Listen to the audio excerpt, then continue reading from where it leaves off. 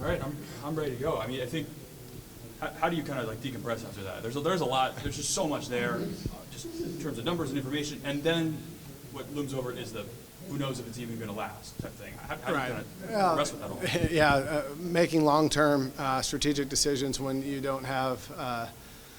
I guess when things are changing day to day or month to month is challenging, and I think that's where every athletic director in the country has been, at least in Division I, has been living for the last year and a half, and he had transfer portal and everything else on top of house settlement, right? It's just an ever-changing landscape, but it's our responsibility to ultimately look at what's the best strategic direction for the institution, what's the best responsible, and then for me, what's the best way to put our coaches in great position to continue the elevation we have, and continue to bring benefits toward our athletes, which I feel we've been at the forefront at UNA, and feel our plan will help keep us there, and also allow us to evolve as things will inevitably unfold and change between now and April, and of course now and the rest of this calendar year. I was going to say, what were those conversations like to decide whether you guys really were considering to opt in 2026 or to not, or just kind of keep the status? Yeah, I think talking with colleagues first off at every different level, from Power 5 to Group of 5, football, non-football, and then our athletic director meetings, conference commissioners, you gain new insights to each institution, each conference, and what's going on. It helps you kind of narrow down to yours. I think for us, at UNA, it boils down to where we have flexibility with a strong collective.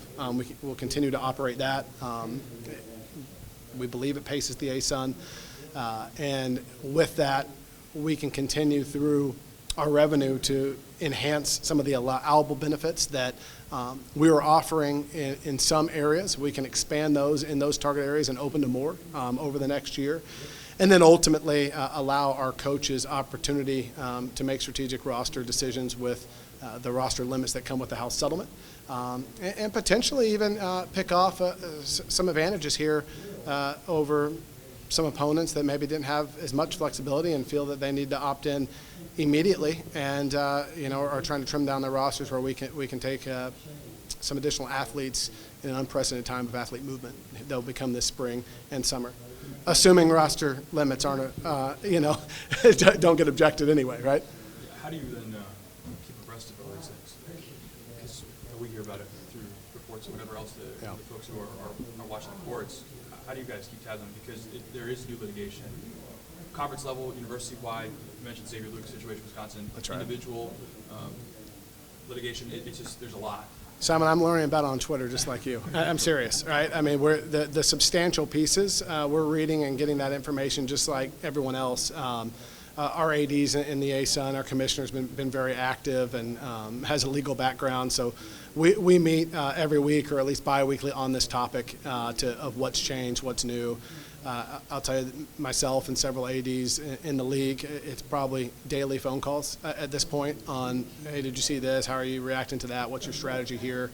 And just sharing. So, but no, we're in a reactionary moment right now.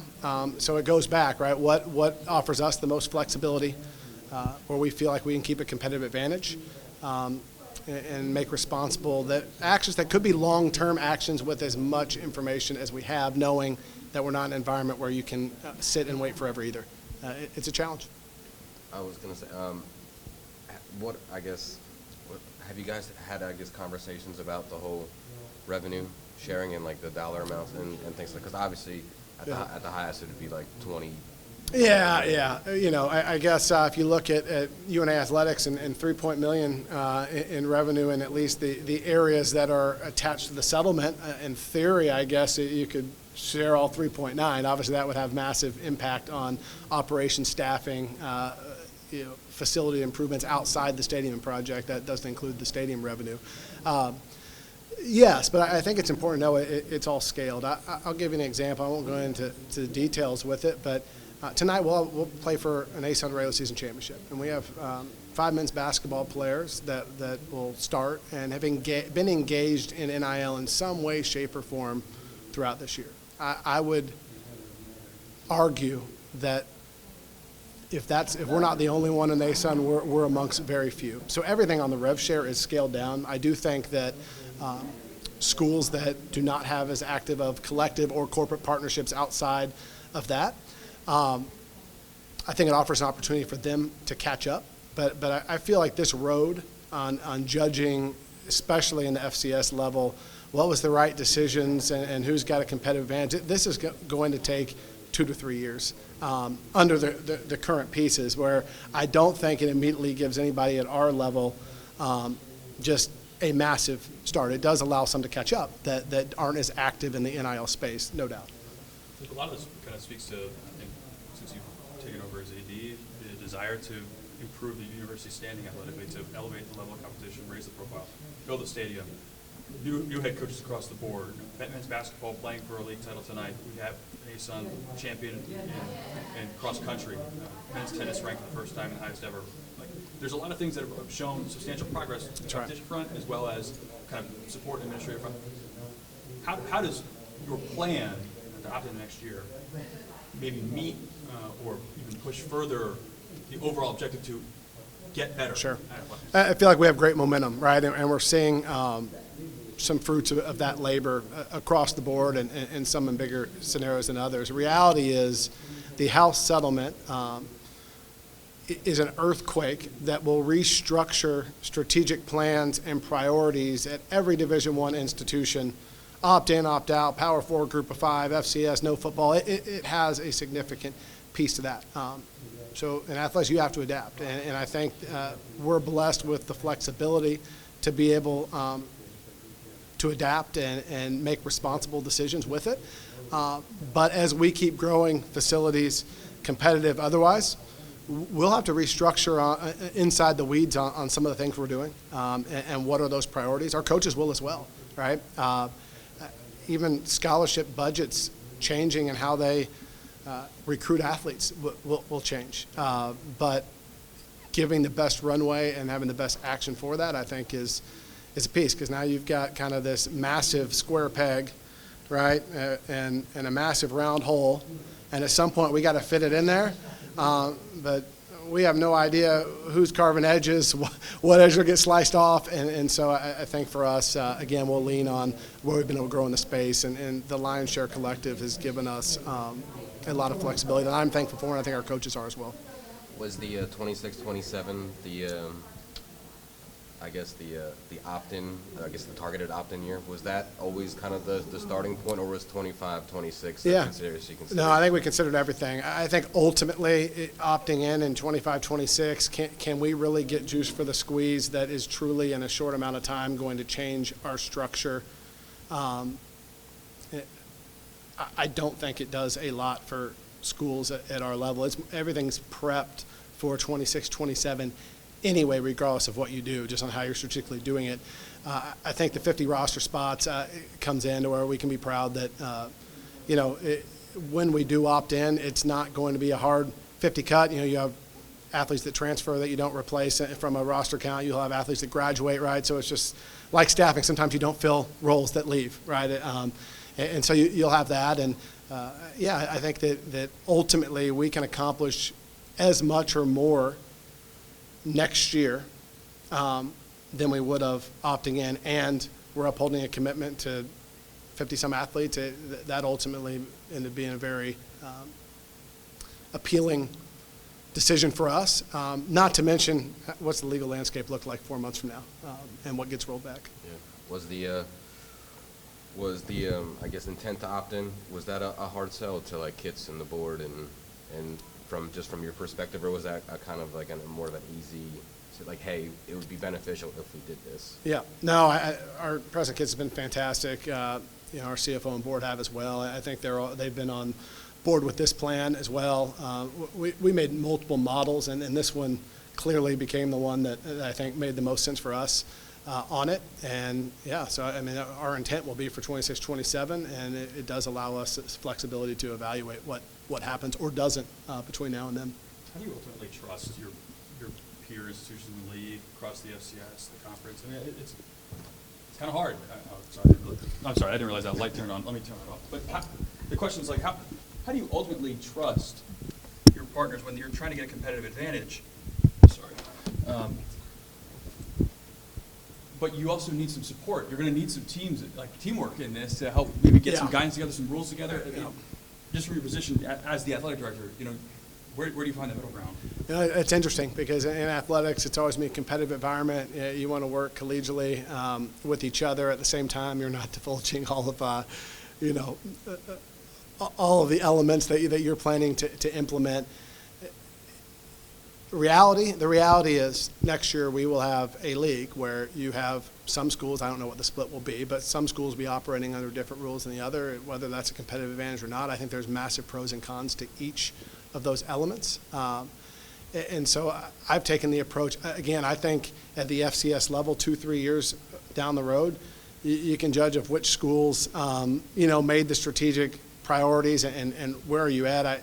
I think that working on policy is important right now in the league. And I think if you ask a lot of basketball coaches in the league, they say, yeah, UNA's got an active collective. And look, they're competing for a regular season title.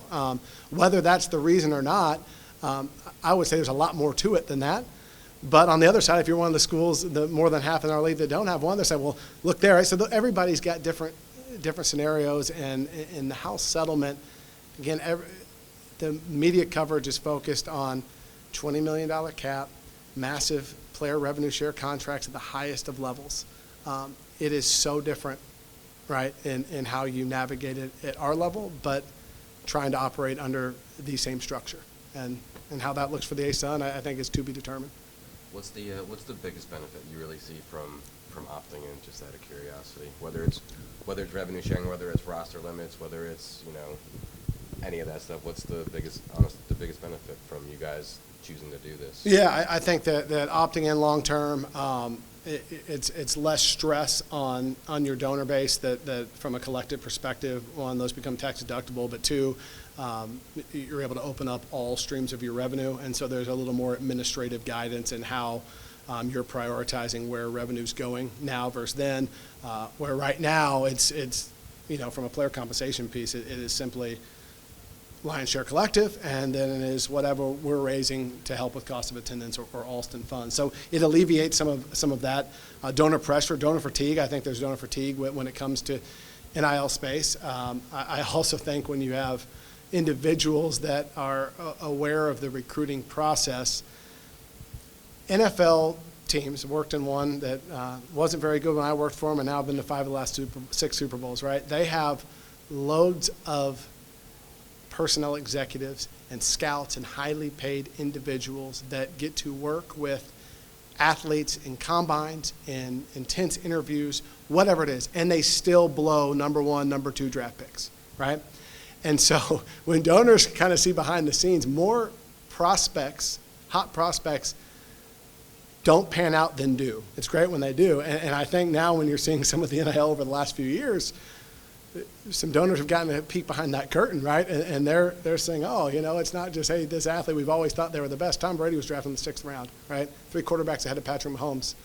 It's not a flawless piece. And so I think it alleviates some of that piece as well, where, okay, institutionally, you're dealing with the rev share versus, keeping some of your closest fans and supporters up to date on the movement of athletes and who's in and coming in and who we really like, and oh gosh, they just picked this school over us, or we landed this one, and why did they only pitch 8 innings last year, right? Like those are all the things that happen that are really interesting that haven't happened before. Yeah. Is this a year-by-year thing for you guys, or once you're opting in, you're just determined to see it through? Yeah. I think that that came up as well. I think it's much more challenging to opt in than opt out, because you have to go back currently, at least the rules are, you'd have to go back to pre-rules. So if you're giving $1 more in compensation to an athlete, you've got to roll that back. If you're giving 4 more scholarships in some sport, you've got to roll that back. And again, a lot of times you're working years ahead of that. So I think kind of once the toothpaste is out of the tube, and this is why there's legal cases with antitrust, it's out there, right, trying to put it back in with the settlement. I think once you opt in, unless something is a massive change in the courtroom, it's going to be very difficult to then in 1 year next, this wasn't good for us, let's opt out. And again, the flexibility we have is good right now, where I don't think we felt boxed in that, gosh, we have to do it now. Let's make our intent for 26, 27 and focus. How much ire do you have for the power leagues that have really gotten you guys into this mess? Because honestly, that's where we're at. Like, they have operated with different budgets, obviously for generations, and they're the main ones being sued, and they're also trying to strip the NCAA of legislative power. They want to overtake championship execution, all these things. Like, it seems like the FCS schools, the non-football playing schools, are kind of caught in the crosshairs of the Power League's problems. Is that something that resonates with you guys as administrators on this level at all? Yeah, we're reacting to it. I think administrators at our level, it's interesting on where they'd fall in their level of frustration. I would argue even at the Power 4 level, really you're focusing on things for all their athletes that are impacting a select few even there, right? And when you start taking into account how soccer travels and the way leagues have expanded and all those, this is a core football revenue issue, right, with some men's basketball and other select athletes poured in. I would peel it back, though, right? I know that to the first piece of the settlement, a lot of colleagues at our level were frustrated that we had no say in the settlement, and we being the non-power conferences, and we have to abide by these rules and pay some back pay and revenue withholds. I'd counter that. This year, North Alabama, hopefully we're in the big dance, right? Hopefully we win tonight and we have a good spot and we can make even more history. Reality is North Alabama is getting distributions from March Madness right now, okay? We've never competed in March Madness. So, you could look at the other way and say, well, gosh, Tennessee's competed in this, but North Alabama is still getting some revenue from March Madness. And when have they been? There's a balance to all that. And again, I think you got to go back to what's your institutional mission and values, what's the strategic direction you can do, and how do you stay at the forefront. So I guess to wind your question, Simon, I'm not angry at the Power 4 by any means. I would like to be in the loop a little more when these massive things happen and we're reacting to them, but there's two sides to it for sure. Yeah, I wasn't trying to get in trouble. I was thinking, because Val Ackerman, Commissioner of the Big East, she's spoken at length about like, why are we as a non-football league having to deal with it? We have football schools in the FCS, but we're not a football sponsoring league. Why do we have to be involved at the same rate? Yeah. So and in a post-house settlement world, on the flip side of that, I think you'd see the football playing schools say, gosh, Big East and A-10 are probably, when it comes to men's basketball, and have some advantages, right, when it comes to the cap and how they're funding their sports. Yeah. So, yep. Are we wrapped up? We good? One more I just have to ask. How have your coaches been receptive of this plan, if you guys have had that conversation? They've been great. I've kept them abreast. We have coaches meetings each month, obviously a lot of one-on-ones. I think they know that we've been at the forefront of this from the start, and trust that we'll keep there. I think there's been some anxiety on coaches of, okay, how do you having to release athletes and do your roster is one thing and not comfortable. The second piece of, okay, got to do that, and then there's really not much room to restructure and gain an advantage. So what are we gaining in the short term? So, again, had we not been at the forefront on some of the cost of attendance, Alston and Lion's Share, I think it'd probably be a different conversation with our coaches. I think right now we're in a great spot. How it stands. Well, there's just so many unknowns out there, and to have to make this decision by March 1st is really tough when the judge is not meeting until April to come up with the final decision. So honestly, I think Josh's group and the administration here have done a tremendous job researching how this will affect our university along, with what our mission statement is. And honestly, I think the recommendation to postpone it until 26 makes good sense. I think there's still too many unknowns. Plus, my bottom line is I feel committed to those 50 athletes that if we decided to opt in, that would be gone. And I think a lot of schools are going to struggle with that decide to opt in this quick. I was going to say, what were those conversations like where you guys decided it is a good move to eventually opt in? Well, I think there's some benefits from it that are down the line for sure, as far as the revenue sharing and things of that nature. I think it will probably. I think it'll be a smart move to do this once all the everything's been worked out and all the bugs have been taken care of. But I just think right now there's just too many unknowns. I mean, I've seen press releases from big schools, little schools that are deciding to opt in now, some that are not, mainly for the same reasons that we're looking at opting in 26 is to get, our feet under the ground here, and plus the commitment we've already got to those student athletes that would have to be cut. Real quick, I was gonna ask you what those conversations were like between deciding if you wanted to do, the 2025, 26 versus 2026, 27. What those conversations were like amongst, Well, Board and Josh. yeah. I think between Josh and myself and some of the administration and other trustees, it's just been the fact that April the 7th, I think, is the date that the judge meets. Everything here could change, or she could delay it for a year. She could delay it for 6 months. So I think our desire to be prudent and keep our commitment to those athletes that we've already committed to, and going ahead and preparing to do it in 26, I think just makes good sense. There's still a statement of commitment towards Yeah. revving this up at Yeah. some point. So Yeah. I think that is a statement of a desire to compete at the highest level. So, And I think it will be. And I think eventually, like I just said, I think eventually it'll filter down to our level. These athletes that, I can't tell you how many athletes over the years that I've seen and met that wouldn't come to UNA because they wanted to go to Troy, or they wanted to go to Alabama Auburn and ride the bench. But they wanted to be on one of those teams, and that's the reason they did it, where they could be here and be starting. They may not have a roster spot in the future that they've had in the past. So they may look at coming back down to our level, to the FCS level. Yeah, I think there's a lot of just wide open nature to this. Where do you think, I guess, how would you maybe assess the school's position amidst kind of this uncertainty? I think specifically in the context of the ASUN, knowing that there are some schools that have similar profiles that have made decisions to commit and opt in, and some that won't. I think one of the things that separates us a little is the fact that we have our collective, and it's a good collective for a conference our size. So it's not hurting us as much as it is a group out there that doesn't have it. Now they got all their athletic revenue that they can use to help pay for NIL, where in the past all you had is a collective. So I think that's some of the things that other schools are looking at. We're fortunate that we've got a group of people and corporate sponsors that have stepped up and are helping us now with these athletes in the NIL. Is there anything that you can foresee being the deal breaker?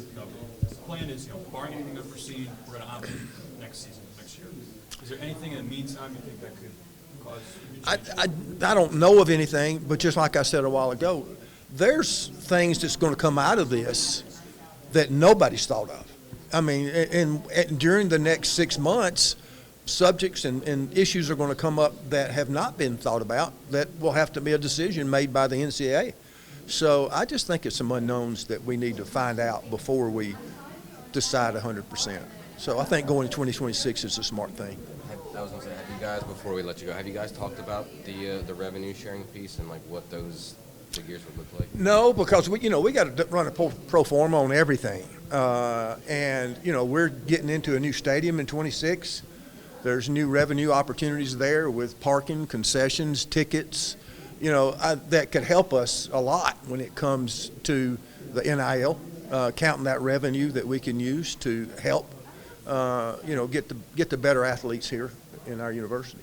And what would you guys say is the state of maybe a vote on this, if you were to have to take a vote today on the board? Oh, I think the trustees agree with what Josh's presentation and his recommendation is, along with the president. I think that's his recommendation as well, is that we commit to it in 2026. I think that speaks to kind of a larger aligned front from the university administration and athletics, and even probably some of the Right. coaches as well. They would probably agree that this maybe is the way forward. Would you? I agree. I mean, how would you like to be that coach, football coach, that has 20 players that come March 2nd, you got to tell them there's no space for them, there's no place.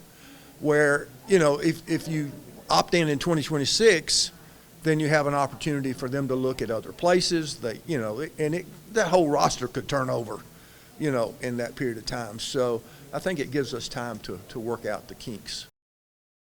not only are you just wanting to take the badge of being in, but you're also making the financial commitment knowing that it's going to take a little bit more to be competitive in the future of college sports. I mean, we've been competitive at UNA for a very long time. As we're sitting in this room, it's going to watch a championship-like basketball game tonight. So, but in order to move forward in college sports, you've got to take that next step, and it was exciting to see our university take that next step today. What kind of conversations did Josh and the rest of the administration have with you guys as coaches about see what you thought, or kind of just outlay the plan?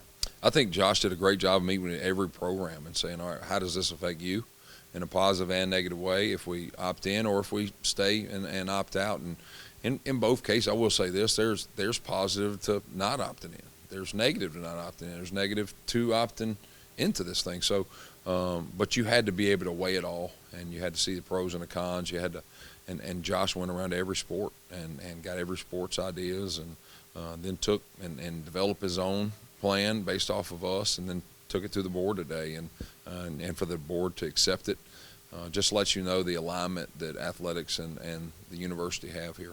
And then mainly with the power conference schools, it's a football first decision, and overall the circumstances based around power conference football. That gives you as a football coach and lead the football program an opportunity to maybe take a charge and kind of propel the school forward maybe more than ever.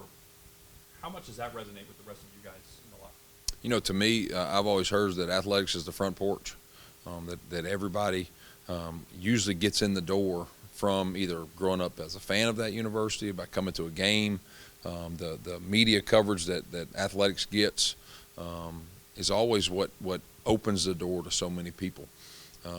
But as the flagship, usually sometimes program being football, college football, you're really the steps more than anything. So for us, knowing that we have a university that puts athletics out front really helps, like I said, our coaching staff. It helps the way that we can go out and recruit. It helps us to know that we can sell to that mom and dad and that player the vision of this university, of how we want to take this place to the next level, of how we're going to meet the same standard that's following this house settlement. So it's exciting times, but it makes it an easy place to work at for sure.